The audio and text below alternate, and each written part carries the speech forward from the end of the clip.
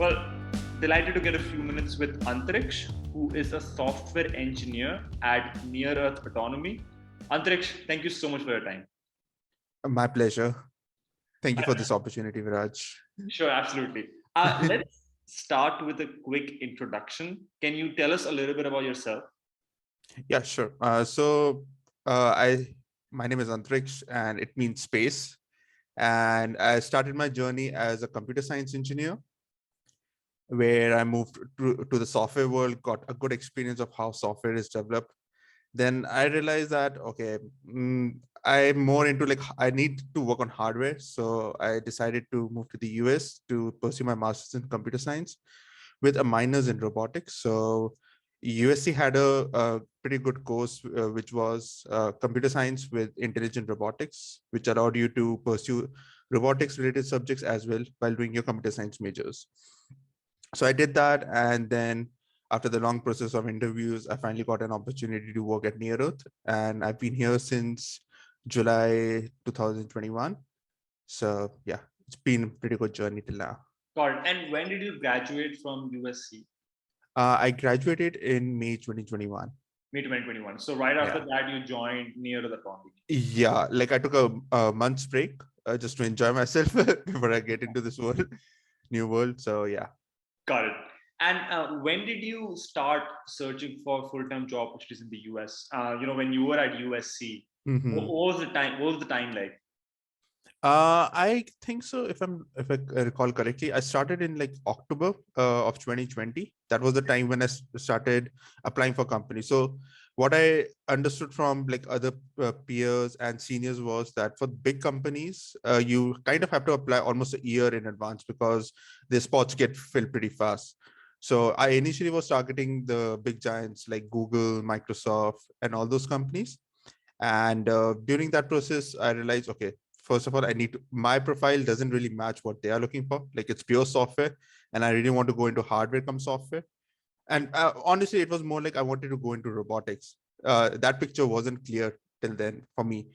And in the month of Jan, I guess, I realized, okay, I need to start applying for pure robotics companies because that's where my interest lies. And I just wanted to give myself a shot, like take a risk, go and apply for something what you really love. Yeah, And then I started the process of applying for robotics company. Initially, it was like a shock. Okay, companies are not even responding. Companies are not even like if they even if they respond, they don't schedule an interview. And the primary reason was because of COVID. The startups were not inclined in hiring in the initial phases. got it. Yeah, so you Yeah. kind of mentioned so almost 2 semesters before you were about to graduate, you Yeah, started your almost. job search, Yeah. and as you were going through that process, you realized that you actually wanted to be in a space where it's a combination of hardware and software. Hmm. So by the time your last semester began, you realized that you want to be in the robotics space, and that's when you kind of lean towards applying for a lot of robotics kind of position. But because of the COVID, you had some issues, Yeah. interviews and everything. But eventually, you kind of learned that okay, like this is not where I want to be. This is where I want to be, and it was like a journey that you kind of understood that okay, like I need to be focusing on this thing. Yeah, and actually, just to add to that, my interest was always in robotics. It was just that I initially wanted to play a little safe Yeah, by applying to just software companies, but then I realized I've already taken a risk, not a risk. I've taken already picked up an opportunity to come to the US. mm-hmm. Why not just grab another opportunity if I can, or Absolutely. search for one? Yeah, absolutely, absolutely. So how did you initially approach your job search? So do you want me to talk about the first half, like Yeah, I the mean, both like in general, like what was the approach like? Like maybe you went through an initial approach that you had, that you Mhm. might have learned from someone that you kind of went about, and then Yeah.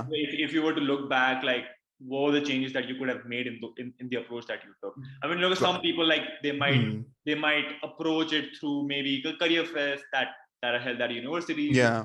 They look at the LinkedIn, and then kind of like from there on, they kind of see okay, like these are the positions that are open and kind of go from there. So what was your initial approach like? And then we Got can it. kind of talk about, Sure. what could change in the approach that you took?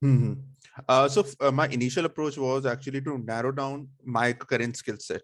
Mm-hmm. So I took like a day or two to analyze what I know, what I don't know. So that basically gave me an idea. Okay, in terms of software, these are the skill sets which I already have, and if anyone has a discussion with me on those topics, I'll be able to discuss, build up a discussion on that. And then I narrowed down some topics which I had a good understanding, but like I couldn't continue a long conversation. And then there were some topics which I didn't know at all. So this was the first list which I narrowed down. And after making that list, I started looking for companies and plus roles which match my first criteria, like basically completely overlaps. Yeah. The first set of list partially overlaps the second one, and the third one I was like, if it's there, I'll be honest about it that I don't know, but I can learn, like, because given the time frame I didn't get a chance to learn those things. So that was my first approach, and I used tools like LinkedIn, normal Google search, job search, then talking to people in and around the campus, especially the professors. Like, I was surprised that some professors knew some interesting companies which I never had heard about. So I started talking to different people, made a list, and then I just started applying. For some companies, the opportunity was like readily available in the month of October and November, and for others, it wasn't there. So my initial process was that either I contact them, like if they have an HR email available on their website, I just reach out to them saying, I'm interested in your company. These are my skill sets. Do you have an upcoming job opportunity open or not? And a lot of them replied with an email saying, for joining people joining in July, we generally open in the last semester. So I made a list of that, and then I started like tracking everything. Got it. And if you were to look back now, would you have changed the approach that you took for searching for jobs? Probably, maybe not exactly, but what I would like, if I had to recommend my younger self a year before, would be that approach more people. Yeah. Honestly, like I probably just stopped at like 2-3 people, and I was doing my own research. Yeah. Approaching people in different domains, and especially the professors, your seniors, and it doesn't have to be within your university. It could be people outside your university also. So they, in a conversation, they just give you some hint or the other about something, and that just clicks. Got it. So that's what you could have done if you a little more, yeah. Got it. Was there anything in particular that you were doing to actually get the interviews from the companies you applied for? And because you typically, like, what happens is, we go on online, we apply, or even through LinkedIn, right? We apply through LinkedIn, and then we just kind of wait. Sometimes you see that people are taking an additional step to actually get the interview. Maybe trying to find a way to kind of identify who the recruiter is, or like who posted the job offer, or who's going to be the manager, and they're reaching out to them, sending them a personal note saying that, hey, I really want to be at this company at the XYZ position, and then kind of go from there. And then that's just like one approach. There are other ways also to kind of get the interview once you're applying for the job. Was there anything in particular that you were doing? For some companies, especially for the companies which I really wanted to apply for, and I couldn't see a job opportunity available on the website. So what I did was, like, I guess I did it for like 3 companies, if I'm not wrong, to be more specific, is I found the HR, I found the manager, and I've looked at the profiles of different people who are working. And I tried to align myself. Okay, so these are the skill sets what they have. This is how I can contribute to the company. And based on that analysis, I drafted an email to the HR saying, this is my skill set. This is why I want to join your company. And this is what I have done, which proves or which backs my claim that I can help you out. Got it. So that's how you kind of approach getting the interviews from the companies that you're Yeah. Because a lot of companies, like this is something which came from experience, is they don't reply. They don't reply most of the time. So you have to be a little headstrong about the fact that if they are not replying, either they are either very busy, like because so many people are applying Of course. from undergrad, grad school, so they don't have chance to go through everyone's application. And one more thing which is very important is over here everything is automated. So when you drop your resume, there's an automated engine in most of the companies which analyzes and rates your resume. So that is something which I actually got to know about in like month of September, that there is something like this in place. So that is something which like is important to know. Yeah. Got it. And looking back now, would you have done something different, or would you have changed the approach that you took to get the interviews from the companies you applied for? I'm not sure, like, because I kind of tried a lot of things. The only thing which I didn't do was it was like a personal thing, is I didn't just bombard emails on LinkedIn. Got it. The email feature that LinkedIn has. Yeah, the email feature which you have. Yeah. So a lot of people I know do that, but I personally found it. For me, it was more like I'm not looking for a job to get paid. I'm looking for a job what I can enjoy. So I had to like narrow down, take time, and so like I knew people who used to tell me that you should send 100 emails per day to job recruiters, and I'm like, I'm not begging them to give me a job. I'm looking for an opportunity to learn and enjoy my life. So I just narrowed it down to like 2, 3, sometimes 10. But 10 was a occasional thing, but that was how it used to be like. And mostly I used to do all these things on a Sunday, sending the mails. Yeah. Got it. And how did you prepare for the interviews that you got? The first step was like just because my core was software engineering. So the basic thing what you used to do was either go on Lead Code, Hacker Earth, or Hacker Rank. Just do some random problems, build up my skill set. And after doing some problems, I realized, okay, these are some domains where I need to improve. So I used to practice those problems a little more. Got it. That was one thing. And other than that, I used to just brush up the concepts which I already knew. Just to like sharpen my understanding of that concept. And there were some concepts which I knew that I know, but if someone has a discussion with me, I might have half knowledge about that topic, for instance, basically. So I took some extra time to just learn them properly, understand them, maybe just fiddle with them and see how it works. And things like that. So you kind of had, and again, you're applying for software positions, so you had to go through the technical interview round, I guess, right? Because you have the coding assessment and everything. And so, you had these like 3-4 resources that you kind of go to solve the problems related to any software. And then from there on, you kind of got the understanding, okay, like I need to like just brush up my skills, just like make sure that I remember the concepts and kind of go from there. Anything you were doing for maybe if you had the behavioral interview as well, anything you were doing to prepare for the behavioral interviews? Not really. So for behavior interviews, I used to do just one simple thing before the call, 15 minutes. Actually not 15 minutes, like half an hour before the call, I used to just like meditate for 10-15 minutes and just relax to just have an open mind. Exactly. And just go with the flow. Honestly, that's what I used to do. Got it. Looking back now, would you have done something different to prepare for the interviews? For behavior or interviews in general? In general, like for behavioral as well as for the technical rounds that you might have had.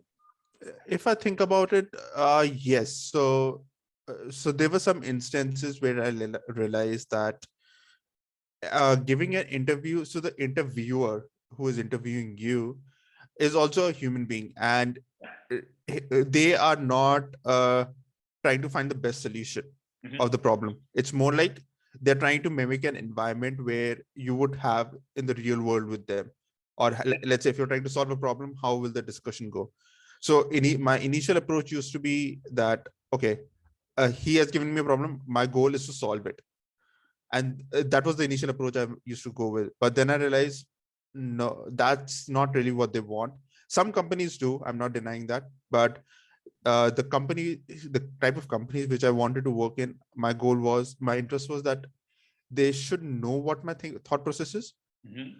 And so basically, whenever you try to solve a problem, it's not like you need to come up with a solution. It's more like based on your discussion with the other person or in a group, in a team, Mm-hmm. then you come up with a solution. So it's not a one-man job, it's a team job. Yeah.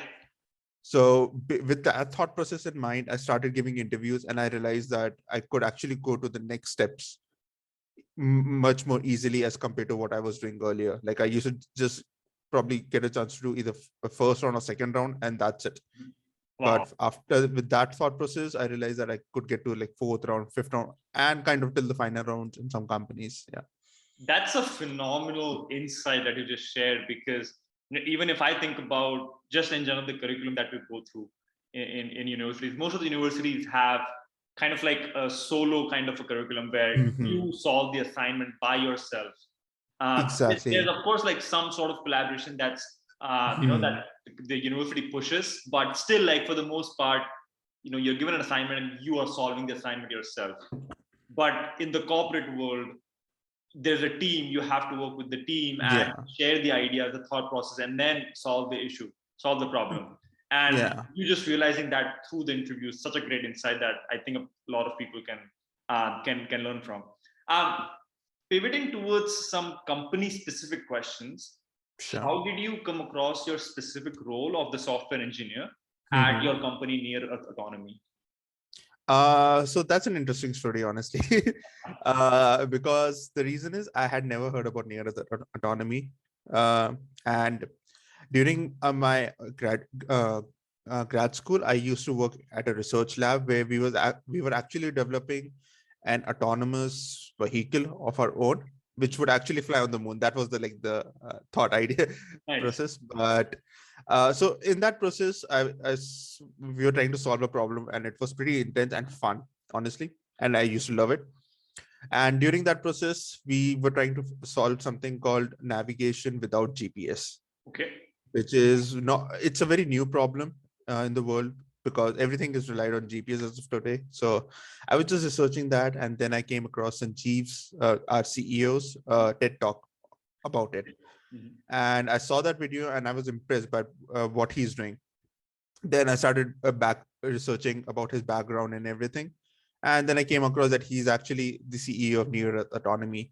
Yeah. I went to their website, saw some videos, and I was like, okay, this is where I want to work. Mhm. Let's give it a shot. So actually, before applying to the company, there were like two roles which actually matched my skill sets. Mhm. One was like a systems engineer, and the other one was software engineer. So I like reached out to the HR saying that these are the two roles which actually align with me. Which one do you recommend? So the HR was like that you can apply to either of them, and I applied. Then I went through the interview process. It was a long one, honestly, but I finally made it. That kind of brings us to the next question I was about to ask. How did you get the interview for this role? Uh, that's another interesting story. So I actually started my interview process as a systems engineer role. Okay.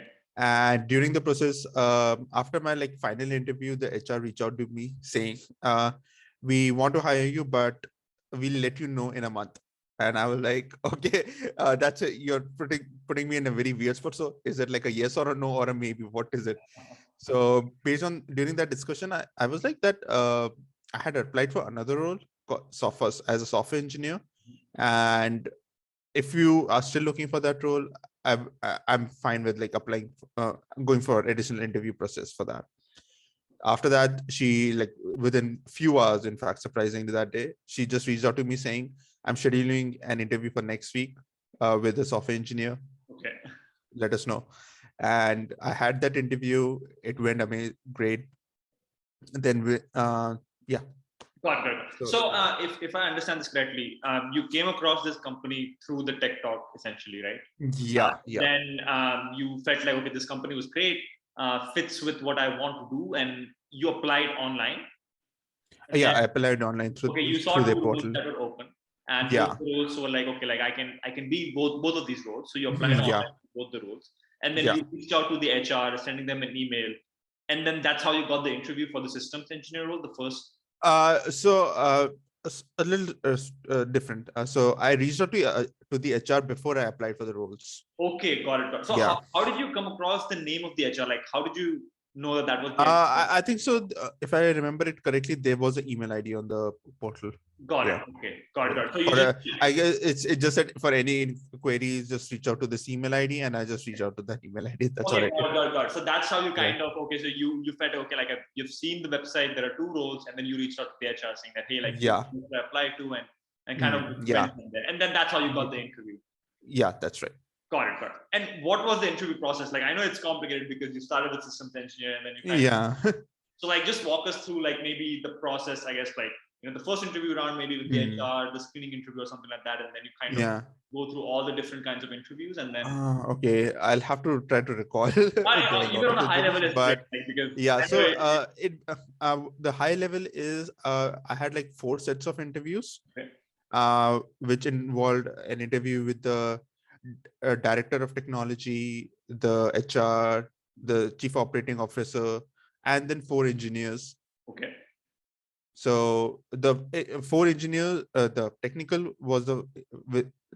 one was with the 4 engineers, and it revolved around basically it was just more like a discussion. It was not like that I give you a problem, solve it kind of thing.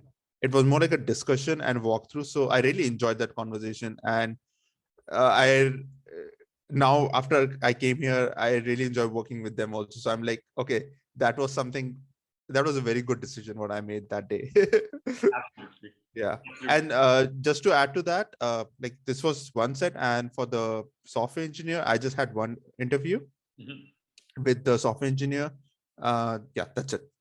Got it. So you spoke about like the 4 interview rounds for the systems engineer role and then the 1 interview round for the software engineer role. Yeah.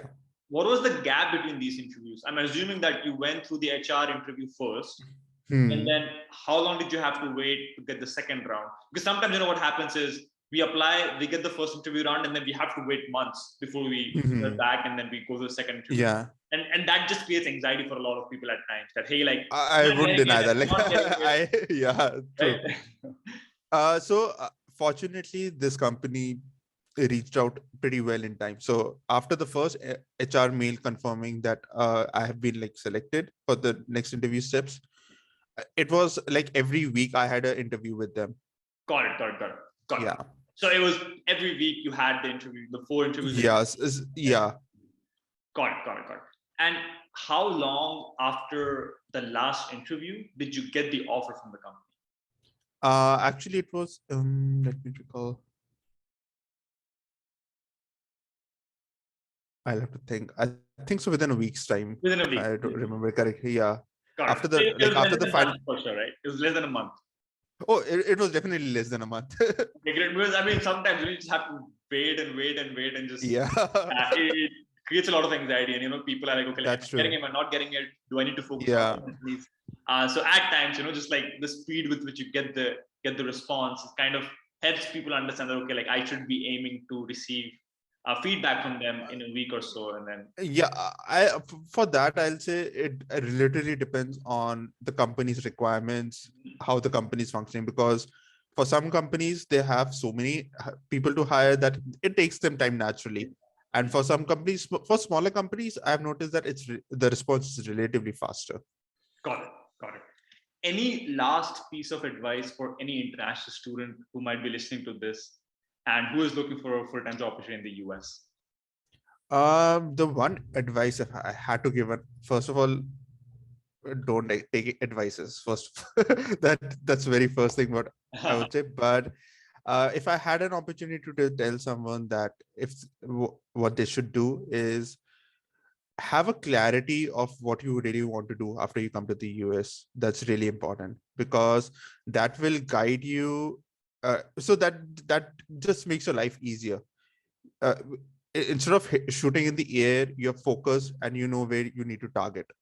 Yes. And that focus really helps you get a better picture. And yes, there might be some challenges, no doubt, but at the end of the day, everything pays off. Phenomenal. Antariksh, thank you so much for your time. Really appreciate the insights that you have shared with us.